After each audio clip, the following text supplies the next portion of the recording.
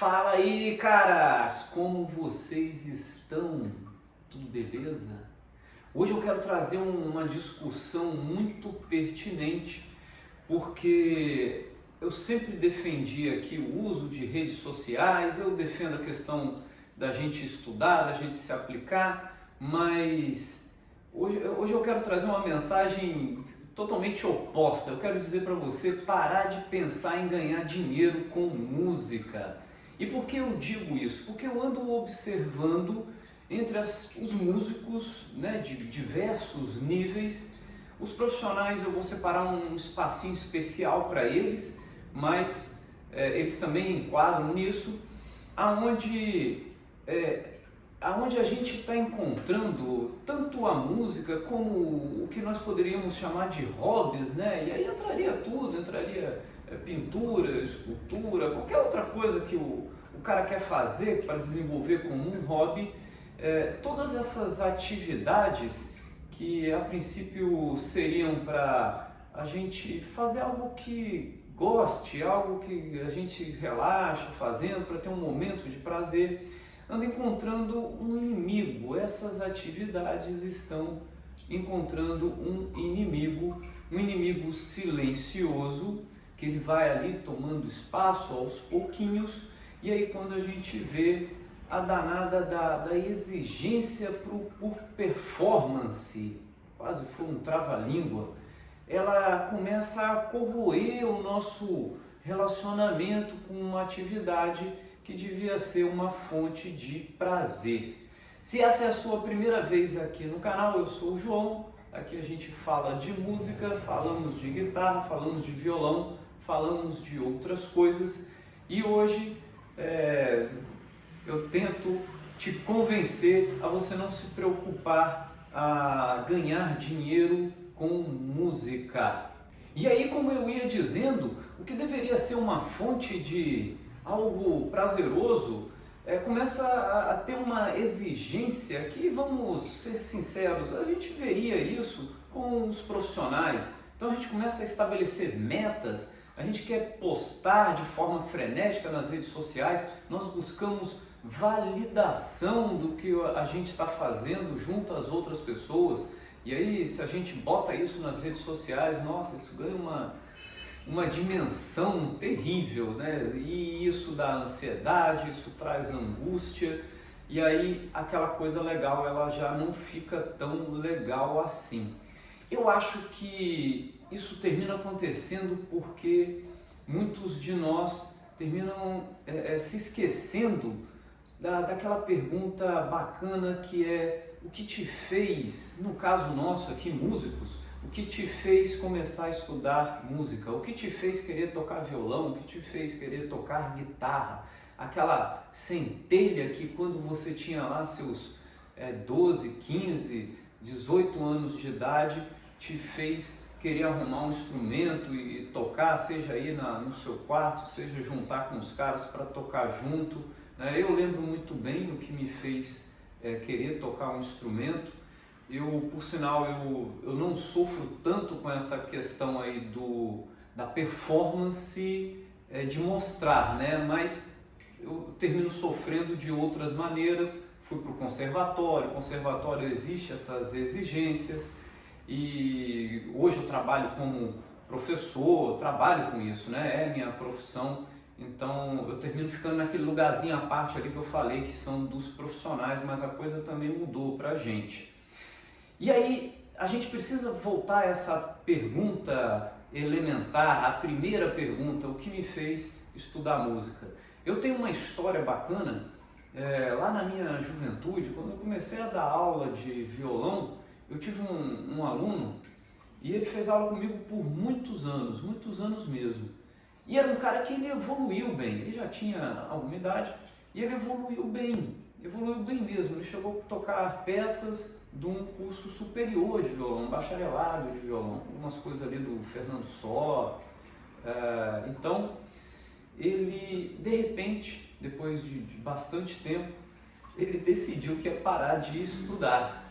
E não era nem porque o problema era comigo, ou era problema de não conseguir pagar as mensalidades. Na época eu cobrava pouco. Bom, naquela época o pouco que eu cobrava eu me sentia milionário com aquele pouquinho, mas era porque ele pensava que ia ganhar dinheiro com música, né? E isso não aconteceu. E aí esse tipo de frustração, né, dele não conseguir fazer isso aí foi corroendo a relação dele com a música, com o violão, até chegar ao ponto que ele desistiu. E aí, cara, esse negócio hoje em dia, então isso piorou. A história que eu estou contando aqui do meu aluno, isso é coisa lá de 2004, 2005. O YouTube nem existia. Não existia essas coisas de rede social como existia. Na época era o quê? O Orkut, né? Então não era do jeito que é hoje, né? Mas hoje está pior, porque hoje nós procuramos essa validação e as fontes de validação elas estão de fácil acesso. Você vai lá, você filma, você coloca no Instagram, você grava um vídeo, coloca no YouTube, coloca no TikTok e já fica naquela ansiedade, né? Se alguém vai curtir, se alguém vai gostar, se alguém vai comentar. Mas pior do que essa questão da validação é uma ideia de que tem que ser produtivo. É o conceito da produtividade. Se a coisa não der um resultado, não der dinheiro, porque, claro, nossa sociedade termina usando como um parâmetro de sucesso o quanto de dinheiro que a pessoa consegue. Então, se não é produtivo, se não consegue dinheiro, não é válido. É como se querer se divertir, como quisesse descansar, ter um momento de prazer, isso aí fosse praticamente errado, fosse um crime a pessoa querer ter um momento de ócio com o instrumento dela, né? É igual aquela história da cigarra e da formiga. Parece que a gente está vivendo isso literalmente. E não que cigarras não trabalhem, né? Cigarras têm a sua função. No final da parábola lá, elas terminam alegrando, a cigarra termina alegrando as formigas, então eu acho que a gente está até pior do que a parábola da cigarra e da formiga. E isso não é só fora do contexto musical. Como assim? Eu explico. Essa questão da produtividade a gente vê muito com esse papo de coach quântico, esses caras do motivacional que terminam jogando em cima da gente essa coisa esse discurso de que tem que ser produtivo, você não pode perder tempo com aquilo que não te rende alguma coisa útil. Mas infelizmente aqui no YouTube a gente consegue ver muitos canais de música que abraçaram essa coisa aí, estão lançando produto, estão lançando um discurso de você ganhar dinheiro com música. Não tenho nada contra, eu vivo só de música, por sinal eu levanto essa bandeira também, mas se a gente cultivar só isso, a música como uma ferramenta de conseguir dinheiro e só isso, nada mais, eu acho que é um caminho um tanto quanto corrosivo para a nossa relação com a música. Eu sou profissional, eu trabalho com isso, mas também eu quero meus momentos de passatempo, de alegria, né, de lazer com a música. Entenda, mais uma vez, porque eu estou com receio de não ser claro aqui nesses devaneios meus, né? Mas eu não estou falando que a gente não deva trabalhar com música e não deva desenvolver uma carreira enquanto músico, não é isso. Mas essa coisa da performance, eu vou dar um outro exemplo aqui dentro do YouTube mesmo ou nas outras redes sociais. Quais são os tipos de conteúdos que mais têm visualizações?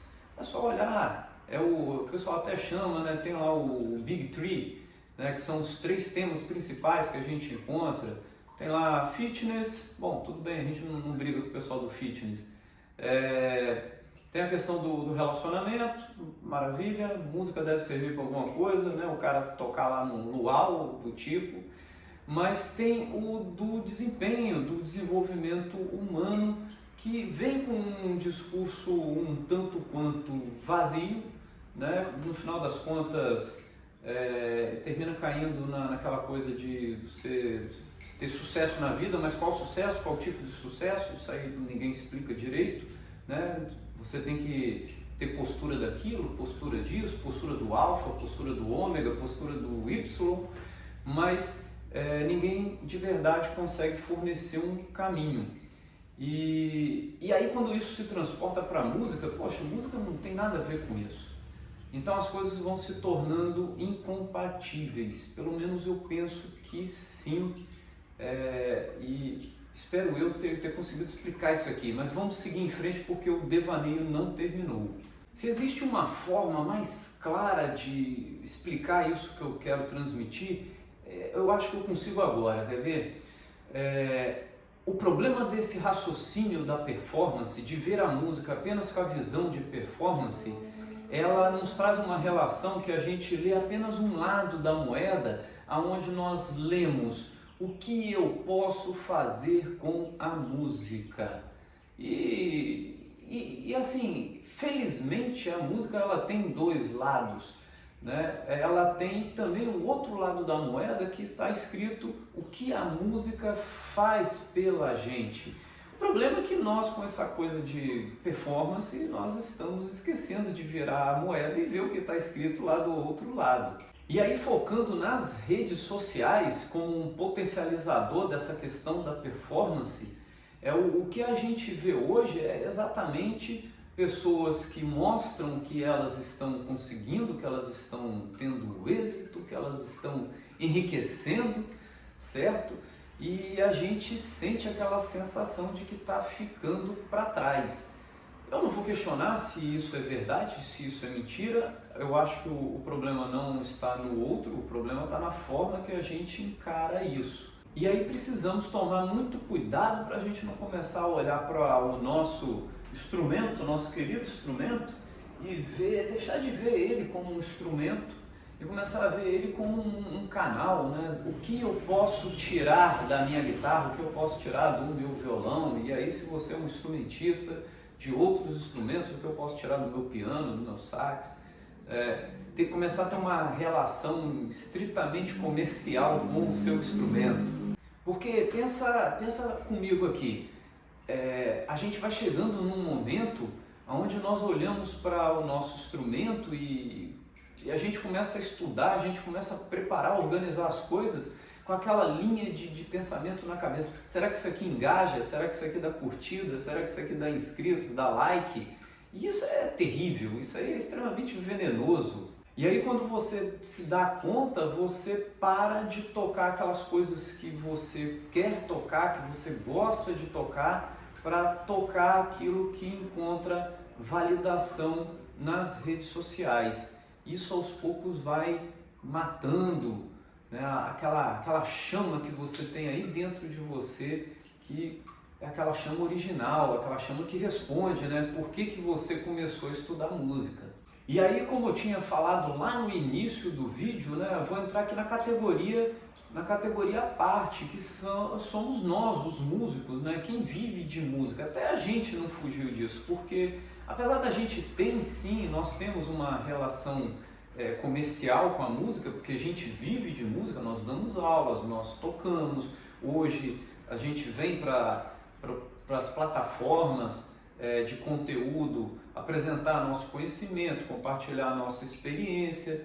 Isso termina tendo um objetivo financeiro, mas a gente não escapou desse a mais de busca de performance, porque querendo ou não, termina acontecendo as comparações, e com as comparações, engraçado, tem bons músicos que conseguem se comparar com os outros e se avaliarem mal, isso acontece, vai criando ansiedade. Então nós músicos profissionais, seja um professor, seja um músico que toca, a gente também não escapa dessa situação, né? Volta e meia o cara está vendendo um produto, ele está vendendo um curso, ele está fazendo uma publi aí de algum outro patrocinador, de alguma outra coisa que às vezes não é nem um produto core ali do canal dele, né? Tá vendendo outra coisa.